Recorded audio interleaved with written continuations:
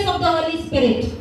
तपाईहरु कति ठाउँमा कति समयमा तपाईहरु एकदमै निराश हुनुहुन्छ जे कुरा माग्नुहुन्छ त्यो पाउनुहुन्न सयौं हैन कति दिन लाग्छ वर्षौं लाग्छ तर तपाई निराश नहुनुहोस् परमेश्वरमा आशा गर्नुहोस् विश्वास गर्नुहोस् परमेश्वरको वचन भन्दछ परमेश्वरमा विश्वास गर्ने कोही पनि सर्व बन्ने छैन भने जस्तै यदि तपाई परमेश्वरमा विश्वास गरेर केही कुरा माग्नुहुन्छ प्रतीक्षा गर्नुहोस् परमेश्वरमा बढ्नुहोस् उहाँले बताएको कुराहरु माग्नुहुन्छ भने विश्वास गर्नुहोस् पवित्र आत्मा तपाईको जीवनमा काम गर्नुहुन्छ And we are coming to an end, so these are the last days. Jesus Christ is coming very very soon back to this planet Earth. We have no time, and one day we all have to remember that we have to, give an account of our life, give an account of our messages, give an account of our chattings and cell phones, give an account of our lives, what we have did. In this earth, when God gave us a lot of time, in the judgment throne of God, we all have to face the judgment. र तपाईलाई थाहा छ बाइबलमा भने अनुसार यो समय एकदमै नजिकको समय छ एकदमै परमेश्वर आगमनको समय छ अनि एकदम उहाँको नजिक दोस्रो आगमनको नजिकमा छौं त्यसकारण एकदमै तपाई जिम्मेवारी साथमा र परमेश्वर बताएको अनुसार तपाईँ रहनु होला चल्नु होला किन परमेश्वरको आगमनपछि हाम्रो जब त्यहाँ माथि पुग्ने छौं हामीले सम्पूर्ण लेखाहरू हामीले जोखाहरू परमेश्वरप्रति देखाउनु पर्ने छ त्यसकारण तपाईले के गर्दै हुनुहुन्छ त्यसलाई ध्यान दिनु होला So as a God's child, first step towards holiness is having a desire to be holy, having a desire to love Jesus with your life. यदि परमेश्वरको साँच्चै हामी छोराछोरी हौ भने परमेश्वर जसरी पवित्र हुनुहुन्छ भने चाहिँ उहाँको छोराछोरी पवित्र हौ भनेर उहाँले भन्नुभएको छ Hallelujah. Hallelujah. Young people need holiness in their lives. त्यसकारण चाहिँ जवान भाइबलहरु धेरै विकृत कुरा हुन सक्छ हामी धेरै कुरामा भुल्न सक्छौं त्यसकारण हाम्रो जीवन चाहिँ एकदमै हृदय चाहिँ पवित्र भएर राख्नु पर्दछ Hope in your life. एकदमै आशा सहित रहनु होला आशामा भर छ रहनु होला परमेश्वरप्रति And Holy Spirit in your life. तपाईको जीवन पवित्र आत्मा पनि राख्नु होला पवित्र आत्मा पनि तपाईले खोज्नु होला So right now invite into you the Holy Spirit. र यस समय हामी साँच्चै पवित्र आत्माको हामी खोजी गर्दैछौं महसुस गर्दैछौं And lastly, as a young people, we should also shift our focus on the heavenly things, not on earthly things. Your settlement, your marriage, your everything, God will take care. But God today is asking you, pleading with you to think about the missions. The world is perishing; it is marching into destruction. It should not end up in hell. Many are, while many are dying, God gave you long life today. त्यसकारण चाहिँ अहिले धेरै नै चाहिँ हामी परमेश्वरबाट चाहिँ त्यो दूरी घटाउनको लागि परमेश्वर हाम्रो मानिसको सम्बन्धबाट दूरी हटाउनको लागि शैतानको बाधाहरू धेरै कुराहरू हुँदछ हाम्रोसँग हैन सोशल मिडियादेखि लिएर धेरै कुराहरू हुँदछ जसले हामी बाइबल पढ्नमा मन लाग्दैन धेरै कुराहरू तर ती सबै कुरामा तपाईले चाहिँ ध्यान दिनु होला र परमेश्वरलाई आफ्नो प्रतिमा आफ्नो प्राथमिकता दिनु होला आफ्नो जीवनमा अनि हेर्नु होला अनि परमेश्वर तपाईको जीवनमा धेरै नै आशीष दिनुहुनेछ तपाईको आयु एकदमै लामो दिनुहुनेछ र पवित्र आत्माको परिपाक हुनेछ When you start reading the Bible, meditating on the word of God day and night, and the Holy Spirit himself will change all your priorities, will change all your friendships, will change all your relationships, will change your the way you have texted. You are no longer in that way. You have become a right person. That is why you are not to leave the word of God, which will lead you towards the truth. And also you should have the heart for the missions. You should have the heart for the pastors, missionaries, and for the church. त्यसकारण जब तपाईं दिन रात मेहनत गरिकन जब दिन रात परमेश्वरको सम्झना गर्नुहुन्छ बाइबल थ्रुबाट पढ्नुहुन्छ अनि उहाँको जीवनहरू पढ्नुहुन्छ बाइबलको कुरा पढ्नुहुन्छ अनि मात्र तपाईले स्वर्गीय ज्ञानहरू रहस्य पाउनुहुन्छ तपाईको जीवन चाहिँ तपाईको मन चाहिँ तपाईको केन्द्रबिन्दु चाहिँ हृदयको केन्द्रबिन्दु चाहिँ संसारमा हैन तर आत्मिक ज्ञानको लागि खोजी गर्नुस् अनि हेर्नुहोस् तपाईले सेवकाई पास्टरको बीचमा तपाई सेवकाई गर्नुहुनेछ तपाईको जीवनमा धेरै मात्र आशिष हुनेछ तपाई प्रचारक हुनुहुनेछ शिक्षक हुनुहुनेछ विभिन्न कुरामा वरदानहरू तपाईले पाउनुहुनेछ Hallelujah. Hallelujah. And if you need money in your life, यो साँच्चै तपाईको जीवनमा पैसा खाँचो छ भने if you need blessing in your life, तपाईको जीवनमा साँच्चै परमेश्वरको आशीषको खाँचो छ भने girls, you should only look to God. त्यसकारण तपाईको खाली परमेश्वरप्रति मात्रै हेराइराख्नुहोस् Boys, look to Jesus. त्यसकारण खाली हाम्रो दाजुभाइ दिदीबहिनीहरूले पनि परमेश्वरप्रति सम्झना गर्नुहोस् Don't opt for the wrong ways. When wrong people are giving you certain wrong suggestions, don't listen to them and spoil your life. त्यसकारण चाहिँ तपाईँहरू बाहिरी कुरालाई ध्यान नदिनुहोस्, संसार कुरालाई ध्यान दिनुहोस्, परमेश्वर सिकाउनु भएको कुरामा ध्यान दिनुहोस्, स्वर्गीय ज्ञानको रहस्यको खोजी गर्नुहोस्। Because with people, they will put some kind of litigation, but God doesn't put in that way. God just want to bless you freely. Why do you want to spoil your life? कहिलेकाहीँ चाहिँ तपाईँको साथीभाइहरूले, कहिलेकाहीँ चाहिँ हाम्रो संसारका व्यक्तिहरूले पनि तपाईँलाई चाहिँ खाल्टोमा पार्नको निम्ति, तपाईँलाई बचाउनको निम्ति, तपाईँलाई चाहिँ जुन तपाईँको ब्लकिङ, जुन आशिष तपाईँ पाउनु भएको छ, त्यो श्राप पाउनको निम्ति तपाईँलाई धेरै कुरामा अल्झाउन सक्छ। त्यो सबै सतारबाट आएको कुरा हो। तर साँच्चैको परमेश्वर तपाईँको जीवनमा कहिले पनि चाहनुहुन्छ तपाईँलाई सधैँभरि आशिष दिन चाहनुहुन्छ। Amen. As a young people, I want you all to be awakened for Christ, and together we can make a major, a boomerang difference in the kingdom of God. त्यस कारण चाहिँ तपाईँहरू यहाँ जति पनि हुनुहुन्छ परमेश्वरको उहाँको राज्यप्रति तपाईँ विस्तार हुने निम्ति एकदमै लागि पर्नुहोस्, परमेश्वरप्रति आफ्नो जीवन समर्पित गर्नुहोस् अनि एक दिन साँच्चै तपाईँहरू मेरो जीवनमा मलाई आशिष दिनुहुन्छ। And lastly, maybe your heart wants love. You want someone to really take care of you, and you want someone to really love you, but they are not loving you. God says He is going to love you far more beyond than your expectations. र अन्तिममा म तपाईँलाई के भन्न चाहन्छु भने तपाईँलाई संसारले कसैले पनि तपाईँलाई प्रेम नगरे तापनि यति कुरा याद राख्नुहोस्, यसो ख्रीष्ट तपाईँलाई मलाई सबैलाई प्रेम गर्नुहुन्छ। Young people desire love from God because people are limited. Maybe your parents cannot give the quantity you need, and the one you love, she cannot give or he cannot give. Your friends cannot fill the void in your heart. But when the Holy Spirit will come into you, you will know that you will have no need of anyone's life, anyone's love in your life. जवान भाइहरू कतिजनाहरू चाहिँ मायाको तृष्णा हुन्छ, हुनसक्छ उहाँको बुवा आमाबाट त्यति मायाहरू पाएको हुँदैन, सुन्न सकेन, कतिको फ्यामिलीमा त्यस्तै समस्याहरू भएको हुन्छ, मायाको खाँचो परेको हुन्छ। तर यति याद राख्नुहोस् कि परमेश्वरले संसारलाई यस्तो प्रेम गर्नुभयो जस्तै तपाईँ र मलाई पनि त्यति नै प्रेम गर्नुहुन्छ, जसले तपाईँ र मलाई एउटा प्रेमी होइन परमेश्वरको छोरा बनाउनको निम्ति मलाई हाम्रो चुन्नु भएको छ। Hallelujah. Hallelujah. We are living in a very bad society. Maybe society is degrading you. Don't worry, God will lift you.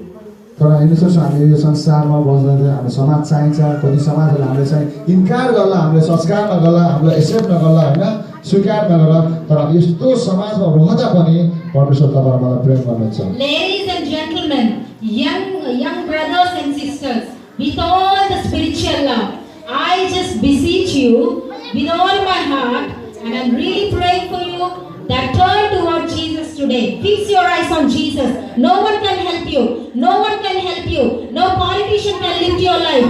No girlfriend can bring solace. No boyfriend can love you. But Jesus can do anything for you. Shift your focus. Whatever you're desiring in your life, give it to Jesus. He will make you a brand new person and a great person. सम्पूर्ण विश्वासी मण्डलीहरूलाई उहाँले भन्दै हुनुहुन्छ, तपाईँले धेरै कुरामा चाहिँ चिन्तित नहुनु होला, धेरै कुरामा तपाईँ त्रास नहोला, टेन्सन नलिनु होला। जुन चाहिँ एउटा यहाँको राजनीतिले पनि तपाईँलाई प्रेम नगरे तापनि, यहाँको राजनीतिदेखि लिएर सरकार विभिन्न कुराहरूले तपाईँलाई चाहिँ प्रेम नगरे तापनि यति कुरा याद राख्नुहुन्छ, परमेश्वर तपाईँलाई प्रेम गर्नुहुन्छ। यदि साँच्चीकै उहाँको भनेको कुरामा, बाइबलको कुरामा हामी मन लगायौँ र उहाँको भनेको कुरामा हामी अघि बढ्यौँ भने उहाँले साँच्चै एक दिन सबैको अगाडि हामीले उहाँले उचाल्नु हुनेछ। Don't compromise in the world for any reason. Don't compromise for money. Don't compromise and don't put aside God for the sake of girl or boy or money or name or fame or riches or for anyone's sake. If your family says to get out just because you are accepting Jesus, you go. God will make a way for you. But don't leave Jesus for anyone. Don't leave Jesus for anything. त्यसकारण चाहिँ एउटा स्पिरिटले त्यो compromise नगर्नु होला। जस्तै यसो क्रिस्टलाई चाहिँ पक्राउनको निम्ति एउटा स्पिरिटको मनमा चाहिँ शैतानले बास गरे, त्यसै तपाईँको जीवनमा पनि त्यो बास नहुनको निम्ति तपाईँहरू अहिलेदेखि तयार हुनु रहनु होला। These days, God is saying many Christians leading a compromising life, but God is in lack of a youth and a generation who will live a non-compromising life for Jesus. अहिले हामी हेर्न सक्छौँ धेरैजनाहरू चाहिँ कम्प्रोमाइज गरिरहेका छन्, होइन धेरै कुराहरू चाहिँ यो पैसा दियो भने म चाहिँ सेवाकाई गर्छु, यसरी गरेर म सेवाकाईमा बढ्छु भन्ने कुरा कतिजना कुराहरू हुन्छ, तर त्यसमा तपाईँले चाहिँ कम्प्रोमाइज गर्नु होला। किनभने यसो क्रिस्ट चाहिँ तपाईँ मलाई कम्प्रोमाइजमा प्रेम गर्नुहुन्छ, उहाँले सधैँभरि प्रेम गरिरहनुहुन्छ। And don't lose hope in your life. र तपाईँको जीवनमा कहिले पनि उहाँप्रति आशा नघटाउनुहोस्, विश्वासमा सधैँभरि बढिरहनुहोस्। And you have been asking God for a miracle since long time. time, God is going to grant you that miracle. The Holy Spirit is just now talking to me. तपाईँको जीवन हुनसक्छ धेरै लामो समयदेखि तपाईँको जीवनमा अचानक काम नभएको हुनसक्छ, तर याद राख्नुहोस् तपाईँको जीवनमा अचानक काम एक दिन अवश्य हुनेछ। And some of you here are in the confusion about your life partner. God is going to give you a clarity. कतिजना चाहिँ हाम्रो यहाँ जवान भाइ बहिनीहरू तपाईँहरू चाहिँ एकदम कन्फ्युजिङ हुनुहुन्छ होला। म यत्रो उमेर भइसकेँ, मैले केटा भनौँ गर्ल्सले मैले अब केटी पाएन अथवा केटाले केटी पाएन भने तपाईँ नआत्तिनुहोस्। तपाईँको जीवनमा परमेश्वरको एउटा अनौठो के भन्छ एउटा अनौठो चाहिँ उहाँले चाहिँ तपाईँको जीवनमा त्यो सुन्दर जोडी दिनुहुनेछ। And God is also going to fill you with the mighty power of the Holy Spirit. र साँच्चै उहाँले पनि तपाईँले एउटा पवित्र आत्माको भरिपाइमा तपाईँले एउटा शक्ति सामर्थ्य दिनुहुनेछ। So live a holy life.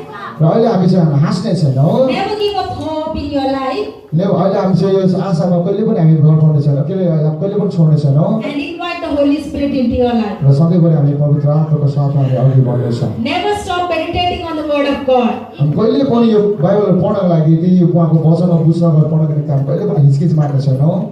If you're someone who have not even touched the Bible, please, I beseech you in the name of our Lord Jesus Christ to read your Bible every day. So the Bible will cleanse your path.